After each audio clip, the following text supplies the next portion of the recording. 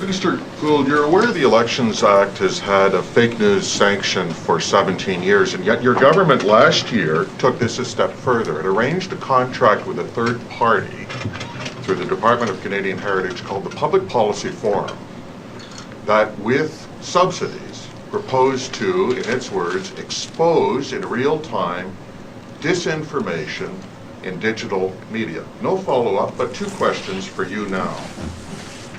What assurance can you give, because we can't get any records on this from Privy Council Office, the Department of Heritage, or the Department of Justice, what assurance can you give that no federal agency or any freelancer paid by a federal agency will supervise, monitor, or interfere in election coverage or comment? And what is the bright red line between investigating Russian bots and going after coverage or commentary or chat rooms or websites or YouTube channels that say things that you don't like? So what is really important to note is that in no way whatsoever does this announcement limit Canadians' freedom of expression or free speech. What we're talking about today is foreign interference activities that try to manipulate the conversation. What we saw and what we have seen around the world is incidents where what looks like legitimate domestic actors are actually masquerading. It's actually foreign actors masquerading as domestic actors. That's not always easy to detect, and it's done specifically not to be easy to detect. As my colleague mentioned, these are, covert operations to try and manipulate Canadians. What we are trying to do is, if that information is available to us as a government or to the media, to ensure Canadians have the tools to make informed choices. With regards to civic education and civic awareness, there are a multitude of very capable organizations in Canada who will be able to provide guidance to Canadians on how to evaluate information that is coming at them. Ultimately, it's not our job to tell Canadians what is good or bad information, but to provide them the tools and the resources to, when something comes at them, to make a choice on their own and to say where this information is coming from, who is behind it, and what their objective is. With regards to the money that I announced today, the funding that was announced today, the objective is to have civil society organizations in Canada who can help provide some of the civic awareness and education to evaluate news, digital media, etc., the information coming to Canadians so that they can make their informed choice of how they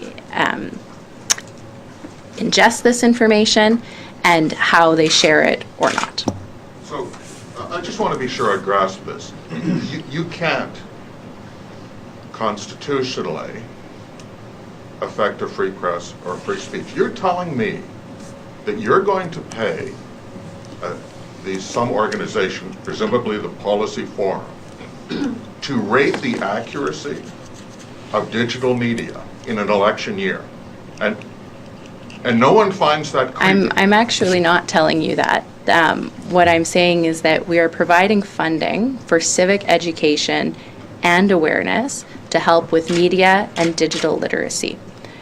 When you open up a newspaper, you have a sense that this is coming from a journalist who's professional, who has done their research, who's worked at it, and whose information is coming from a reliable source.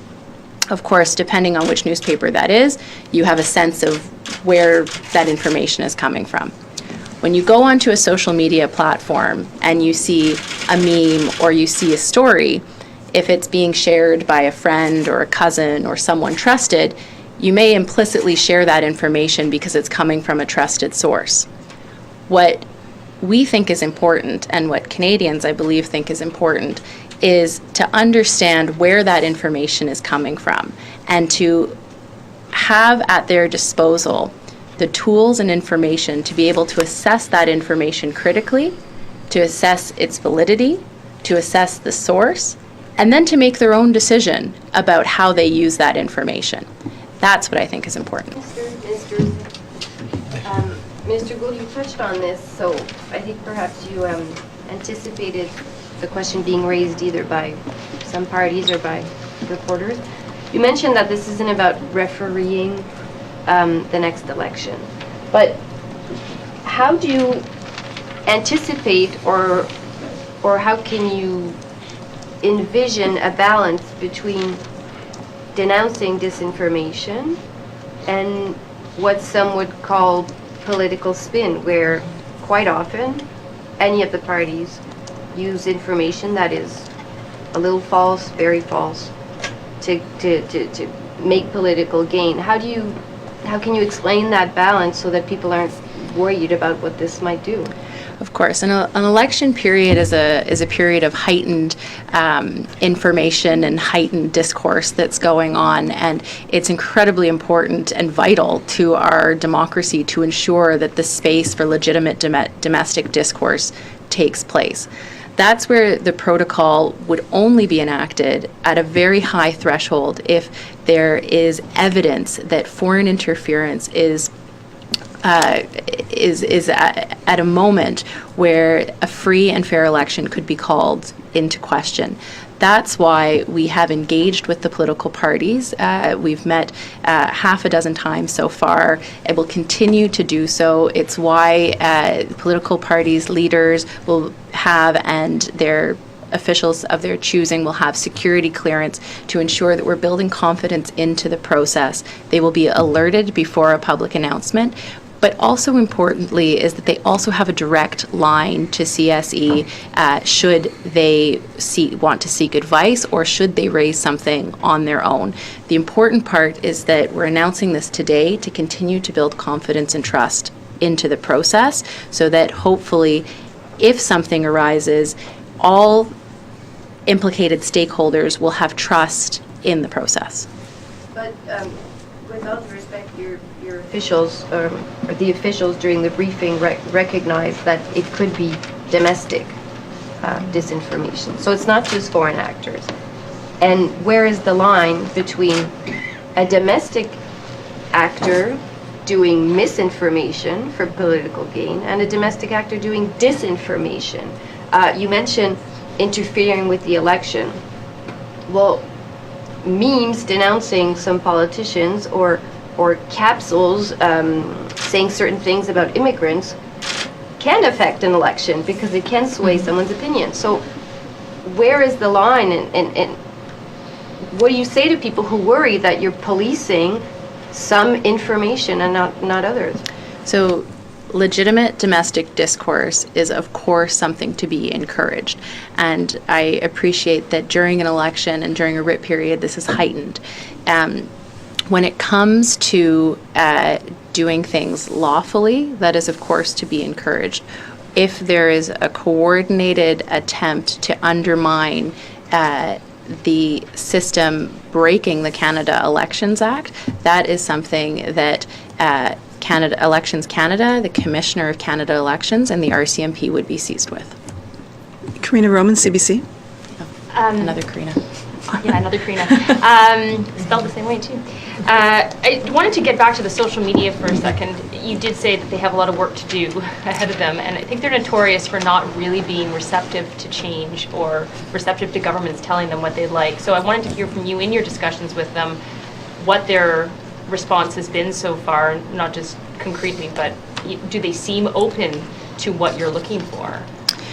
I think there's an openness. I think there's an understanding on the part of the social media platforms that they need to do things better, that they have to re-earn the trust of the people that use their platforms, and that over the course of the past couple of years, there have been several incidents that have weakened the trust that people have in their platforms. I would say that, given the fact that in C76 we legislated the social media platforms in two areas. First of all, with requiring them to have a ad registry during the pre-election and election period, as well as banning them from knowingly accepting funding for advertising from foreign sources, that there's a receptiveness to work together to ensure that they are doing everything possible to safeguard our elections. And I think, in a way, you touched on this in terms of domestic, though your officials were pretty clear that it doesn't matter the source, it matters the impact. So while you keep talking about domestic interference or coordinated campaigns really falling under the elections commissioner and elections, they seem to hint that there could still be a role for the protocol when it comes to domestic interference. So I wanted to get clarification on that, and also whether that means something like robocalls, which now seems old tech, but robocalls telling you to go wrong polling station, but now if there's some kind of more coordinated online campaign of that sort, would that fall under the elections side of things, or would the protocol have a role to play for that?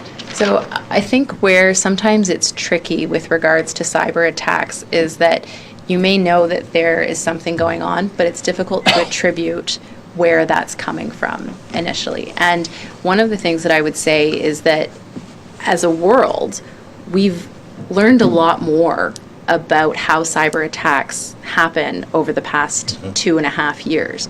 And whereas, the initial thought was simply with regards to, hacking and leaking, we now understand that there is a much deeper, and I would almost say richer ecosystem that, Minister Goodale alluded to in the dark web, but also posing as domestic sources, coordinated campaigns to try and heighten legitimate domestic issues, that's where that at the time of seeing something happen, there may not be the ability to directly attribute where it's coming from. However, if it is a domestic actor that is breaking elections law, they will be subject to the weight of Canadian law and law enforcement here in Canada. You don't know for sure Karina, where it's coming from. Karina, The we've got two other people on the protocol may have a role, list. is that what you're saying? We have two other people on the list. We've pretty much hit the time that we've been told. Can you hang in for two more questions? And they're Sure. okay. Can you? Yeah. You okay? Okay. Right. Cal Duggan, Wire Report. Yeah, I just want to know, in the event of this protocol being enacted and some kind of announcement being made, what kind of follow-up actions would the government take, if any? You'd raised concerns about bots and deepfake videos. What would the next step be, if any? Or would you just tell people about it and leave it at that? I think it would be context dependent. Okay. Manon Connollier, Le Devoir. I want to come back on the Marie Vestel question, and I will be more direct. What about false ads and information by political parties? What do you do about that? Or it's not covered? Because we have often false or distorted information by political Yeah, parties. that's really not up to the Government of Canada to weigh in on. The only thing that I would say is that within the updated Elections Act, the provisions around false information have been tightened so that they can be proven to be true or false. So, for example, if someone were to accuse me of having a criminal record, you can see that I do not have a criminal record. But the reason behind that, as was recommended by both the CEO at the time and the Commissioner, was so that they could be enforceable. Okay, but so how do you, the domestic actors that can That would be find- up to the Commissioner of Elections Canada. can be parties? It would, if a domestic actor contravenes the Canada Elections Act, they will be subject to Canadian law and law enforcement.